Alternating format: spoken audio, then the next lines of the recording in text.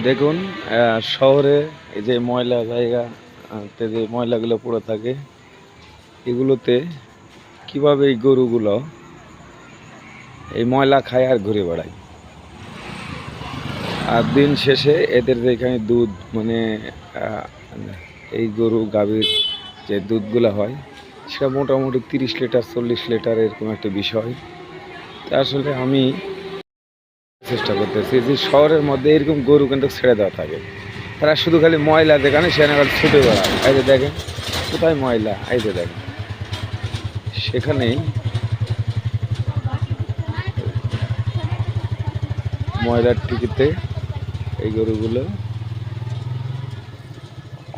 এগুলোই খায়, এই ময়লা আবর্জনা খেয়েই তারা বেঁচে থাকে।